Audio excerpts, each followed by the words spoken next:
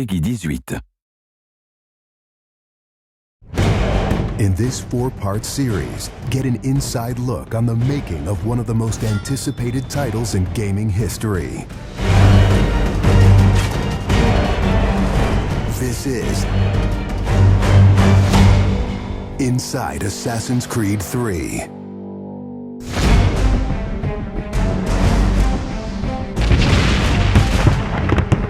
Something we really wanted to emphasize was the sheer brutality of combat in the period. We've all seen the paintings of the Revolution, and death is glorified, death is angelic, but it wasn't that way on the battlefield. It was a brutal conflict. It feels that you're constantly going through dynamic fights, and that's not something technically we could do in the past. So it was like a personal challenge on the team to say, no, I think we can do this.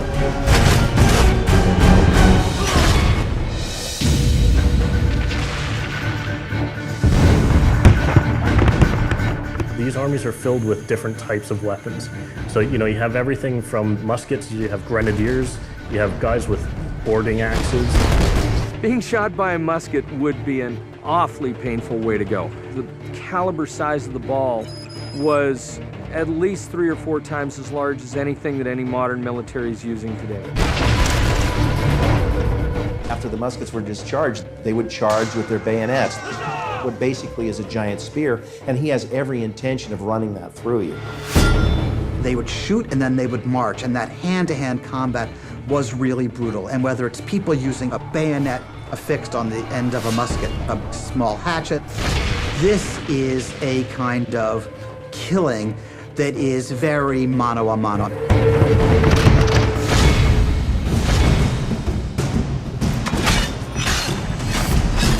All the animations, all the weapons are brand new.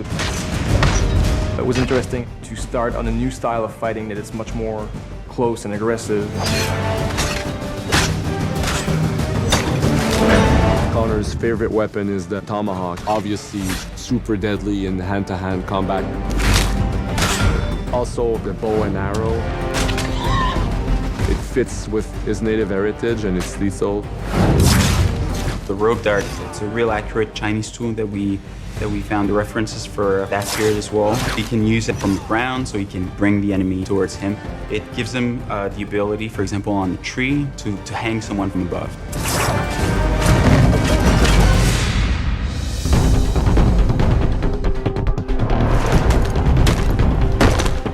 In Assassin's Creed 3, the one thing that we decided to do is to revamp the fight system from scratch. We wanted the skill in the combat in the game to be about transitioning from character to character by choosing the right moves, by performing them correctly. It allows you to basically mow your way through large numbers of people if you're good enough without stopping. What do you do if you go into a bunch of guys with muskets and they try and shoot you? So we had to figure out, can you dodge them? Can you run away? And we've added all these options, but our big one is the meat shield, where you can grab a guy and he gets shot instead.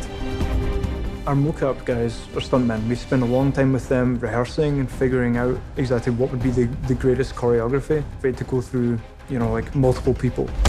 Connor is trained in a very different style of fighting to the British soldiers. The close quarters flow of the combat that's happening between the punches, the kicks, and everything else is indicative of what happens in the real world.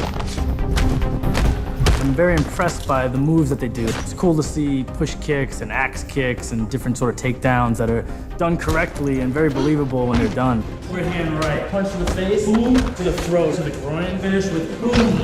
This is something new for us that we're really proud of. It's fast, it's fluid, and you go through these guys like butter.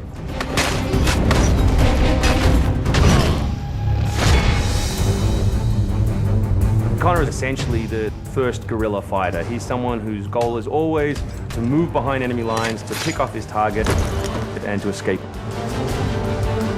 Employing guerrilla tactics, or what we now know today as asymmetric warfare, was something that truly was a component of the American Revolution.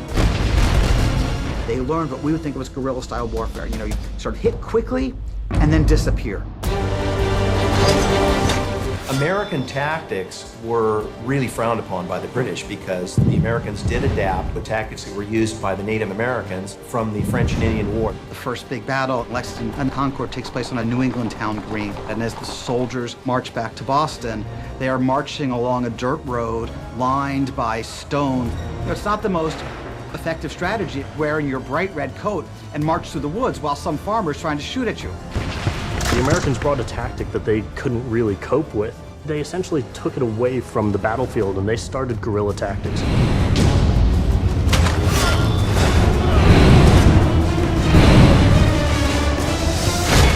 Next time on Inside Assassin's Creed 3, the hero behind the war.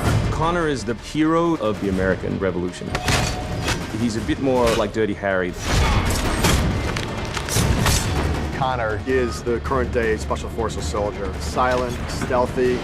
He's fighting for freedom and he's fighting against tyranny.